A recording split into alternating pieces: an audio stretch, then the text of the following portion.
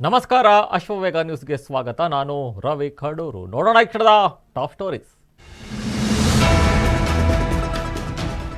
ನೇಹಾ ಬರ್ಬರ ಹತ್ಯೆ ಪ್ರಕರಣ ಕಾನೂನು ಪ್ರಕಾರ ಏನು ಬೇಕಾದರೂ ಶಿಕ್ಷೆಯನ್ನ ಕೊಡಲಿ. ಧಾರವಾಡದಲ್ಲಿ ಫಯಾಜ್ ತಾಯಿ ಮಮತಾಜ್ ಪ್ರತಿಕ್ರಿಯೆ.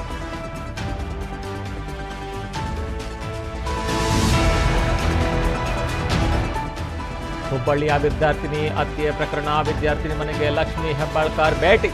ಸಚಿವೆ ಮುಂದೆ ಮಗಳ ನೆನೆದು ತಂದೆ ಕಣ್ಣೀರು.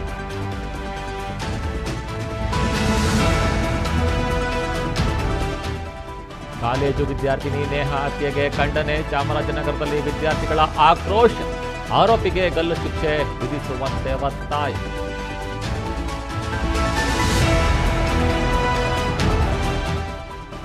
ರಾಜ್ಯಕ್ಕೆ ಮೋದಿ ಚೆಂಬು ನೀಡಿದ್ದಾರೆ. ಭದ್ರಾ ಮೇಲ್ದಂಡೆಗೆ 5,300 ಕೋಟಿ ನೀಡಿಲ್ಲ.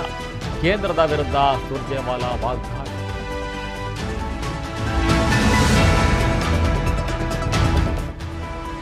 ರಂಗೇರಲಿದೆ ಲೋಕ ಅಖಾಡ. ಇಂದು ಕರ್ನಾಟಕಕ್ಕೆ ಪ್ರಧಾನಿ ಮೋದಿ ಆಗಮನ.